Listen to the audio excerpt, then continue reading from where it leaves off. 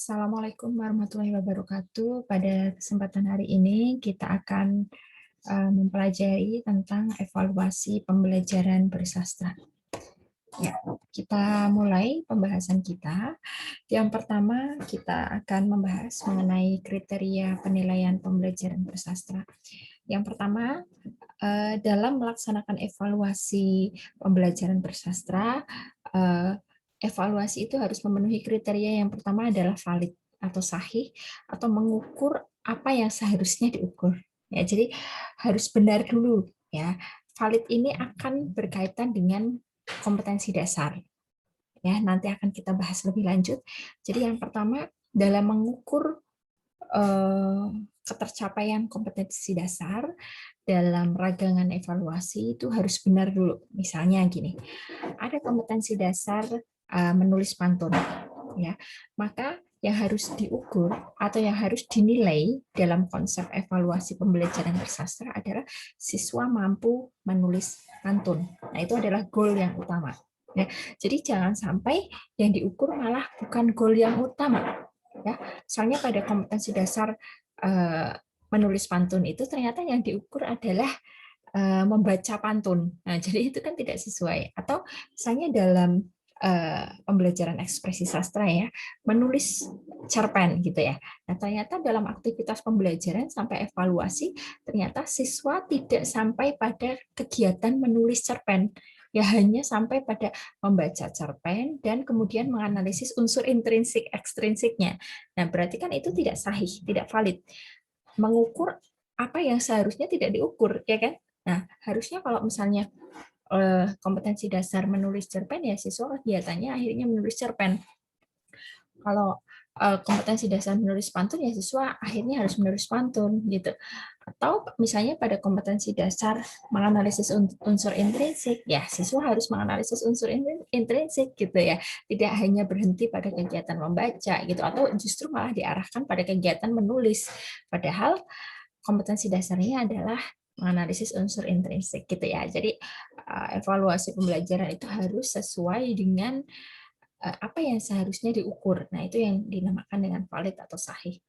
Yang kedua adalah reliable, andal, atau memiliki hasil yang sama. Jadi evaluasi pembelajaran itu harus sama penilaiannya antara satu orang dengan orang yang lain. Mungkin Anda pernah punya pengalaman nih, ya, ketika Anda menulis cerpen, ternyata ketika cerpen Anda dinilai oleh guru A, ya nilainya adalah 60. Dinilai oleh guru B, nilainya menjadi 90. Nah, berarti itu tidak reliable.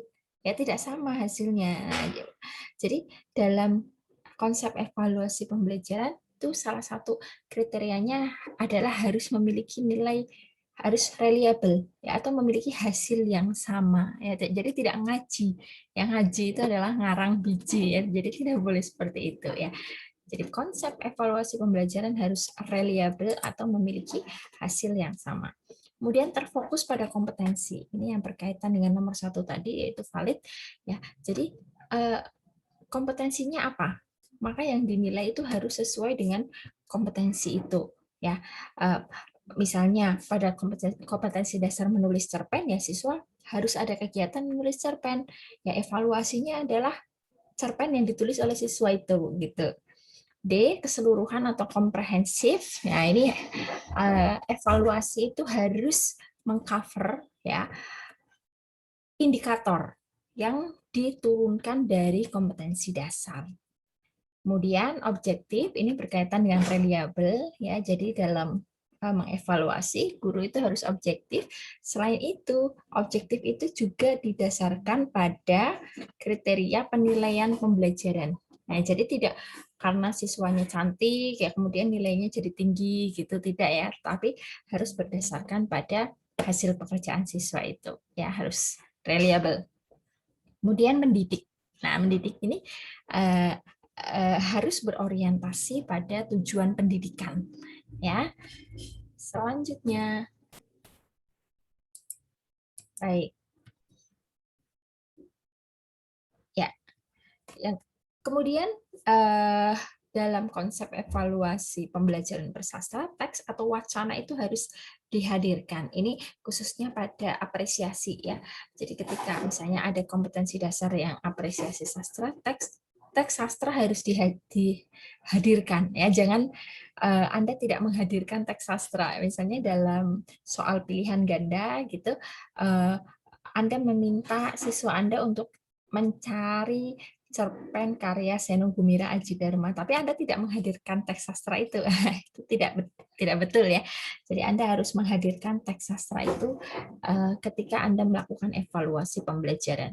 Kemudian dipilih sesuai dengan kondisi siswa, jadi ini harus kontekstual berdasarkan kondisi siswa, termasuk sarana dan prasarana dan sebagainya, media pembelajaran yang bisa diakses siswa gitu ya. Kemudian nomor 4, berkadar apresiasi atau ekspresi ada range-nya, yaitu rendah, sedang, dan tinggi. Ya, kalau berkaitan dengan konsep taksonomi Bloom itu ada C1 sampai C6, ya. C12 dianggap sebagai low lots ya, low order thinking skill. Kemudian C3 dianggap mods, middle ya, order thinking skill, dan C4, 5, 6 dianggap sebagai HOTS, higher order thinking skill gitu ya. Jadi ada kadar apresiasinya, mulai apresiasi dan ekspresinya ada rendah, sedang, dan tinggi. Kemudian bersifat apresiatif, berangkat dari karya sastra langsung untuk mengerjakan harus membaca dengan sungguh-sungguh ya, baik ekspresi maupun apresiasi semuanya berpijak dari kegiatan apresiasi. Kemudian berupa pengenalan, pengidentifikasian, pemahaman, penganalisisan, pertimbangan penilaian yang dinilai kognitif, afektif, dan psikomotorik yang memperhatikan esensi apresiasi dan ekspresi. Kemudian tipe soal baiknya berupa uraian disertai rambu dan rubrik penilaian. Ya, ini sebaiknya ya, biasanya untuk apresiasi dan ekspresi itu berupa uraian atau project ya, yang disertai rambu atau rubrik penilaian agar evaluasi itu memenuhi kriteria reliable. Nah, ini untuk dikotomi ya, untuk klasifikasi evaluasi. Ini mohon Anda perhatikan dengan baik-baik. Jadi evaluasi itu ada yang berbentuk tes ya, atau non tes. Ada dua ya. Ini ada bagannya, ini sangat penting. Yang pertama tes, ya tes itu bisa dalam wujud tes tertulis, tes lisan, dan tindakan. Untuk tes tertulis ada objektif, ada uraian. Nah ini ya, untuk objektif ya, objektif ini ada benar salah. Ya, jadi ada pilihan, misalnya ada sebuah pernyataan bla bla bla bla, ini benar atau salah. Jadi siswa nanti tinggal memilih ini benar, ini salah begitu ya.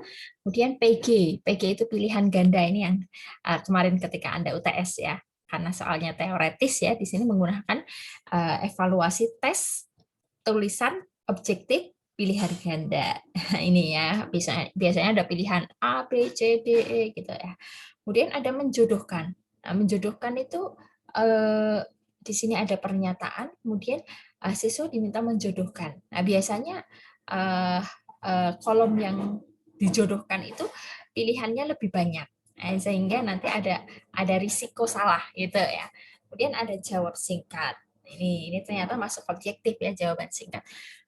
Kemudian yang berupa uraian ada bebas, ada terikat. Ya, kalau bebas itu memiliki kriteria penilaian yang sangat ketat. Kalau terikat memiliki kriteria penilaian yang sangat ketat, sedangkan yang bebas biasanya siswa diminta untuk menulis cerpen. Ya, ini termasuk yang bebas ya, pantun ya. Jadi dalam pembelajaran bersastra ini lebih banyak uraian bebas gitu ya.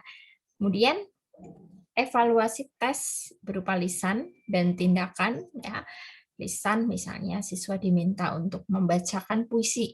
Ya, ini bisa dilakukan secara kelompok atau individu. Ya, tes tindakan mementaskan drama gitu ya. Bisa secara berkelompok atau individu. Kemudian non tes ini biasanya untuk mengukur aspek afektif ya, dengan cara observasi, kemudian wawancara, daftar cek, skala sikap, dan rating scale. Nah, kemudian bagaimana langkah mengembangkan evaluasi pembelajaran bersastra? Yang pertama adalah menentukan kompetensi dasar terlebih dahulu. Ya, ini dalam konteks mengerjakan tugas sekarang ya. Jadi Anda menentukan kompetensi dasar pembelajaran bersastra. Tentu saja yang teksnya adalah teks sastra gitu, misalnya ada teks puisi, ada teks prosa, ada teks drama. Pertama Anda tentukan KD-nya dulu. Nah, KD itu kan harus sepasang. Yang pertama adalah KD pengetahuan, yang kedua adalah KD keterampilan atau KI 3 dan KI 4 ya. 3 pengetahuan, 4 keterampilan. Yang pertama Anda menentukan KD dulu.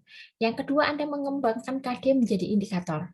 Ya, dari kompetensi dasar itu Anda kembangkan menjadi indikator.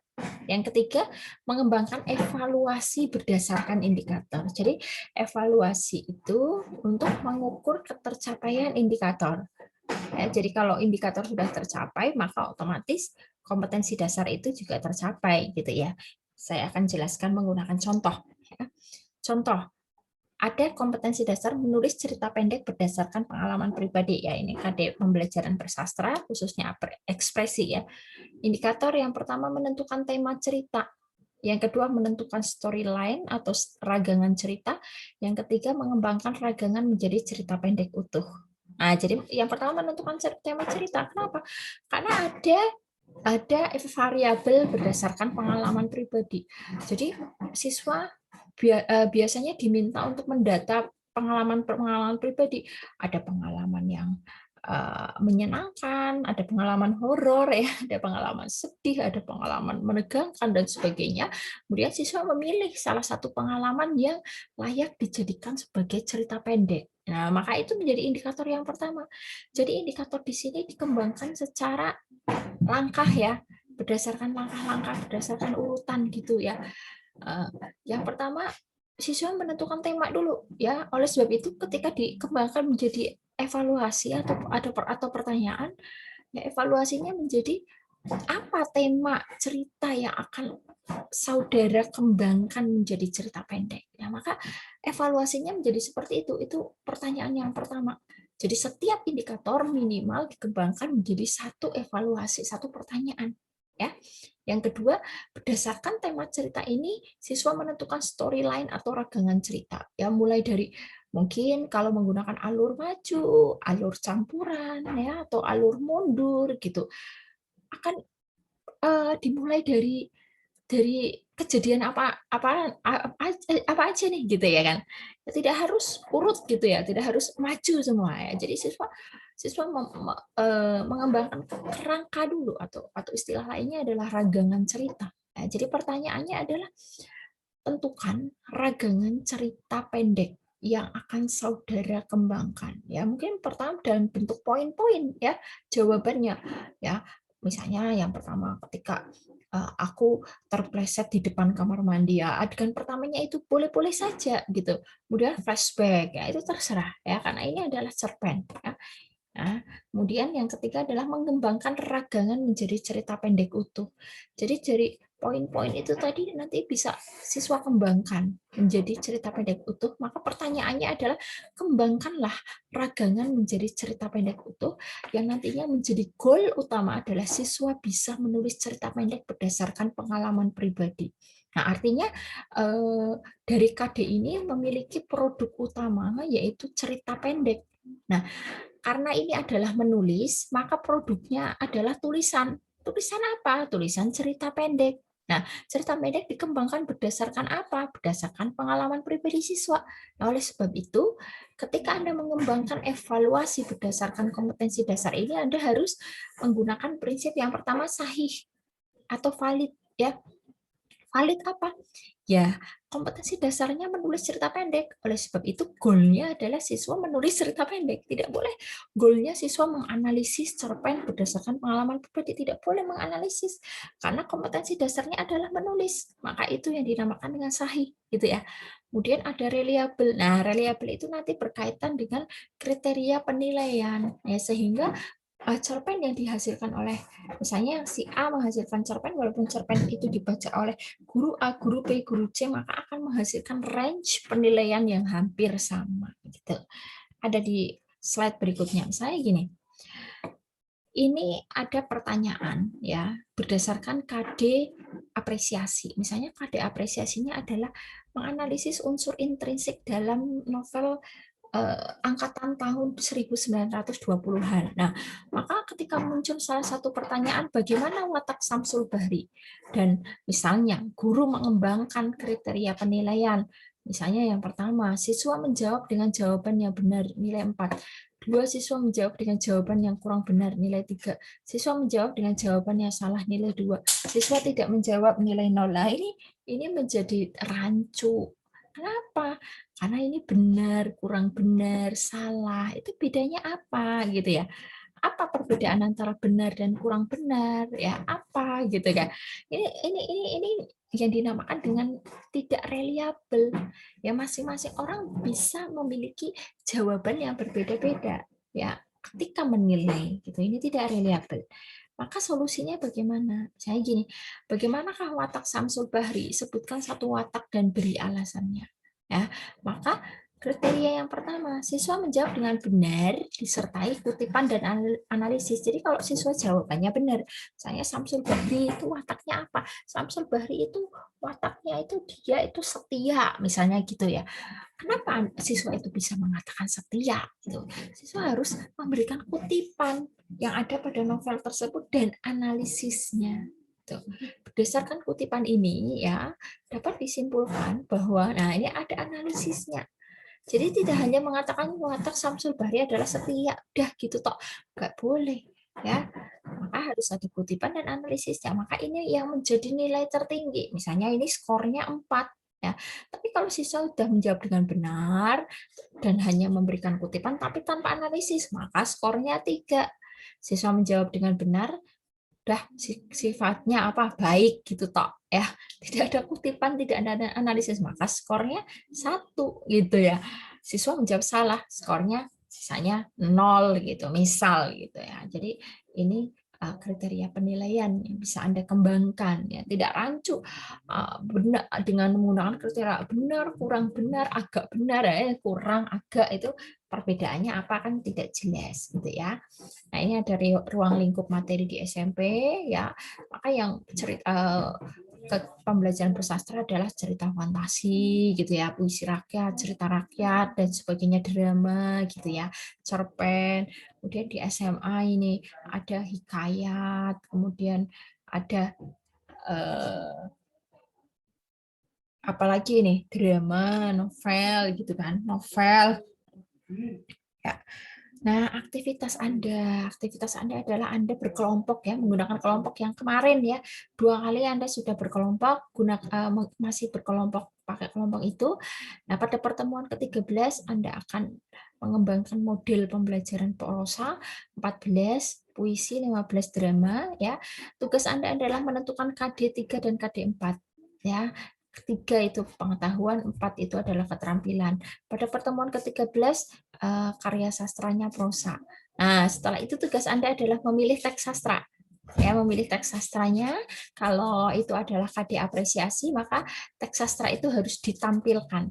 Kalau itu adalah KD ekspresi, maka teks sastra itu gunakan sebagai permodelan. Nah, kemudian Anda mengembangkan langkah pembelajaran atau sintakmatik berdasarkan model pembelajaran yang Anda tentukan. Anda bisa cari referensi sebanyak mungkin di Google ya. Ingat, jangan mengutip dari blog pribadi, tapi kutiplah dari jurnal, artikel jurnal.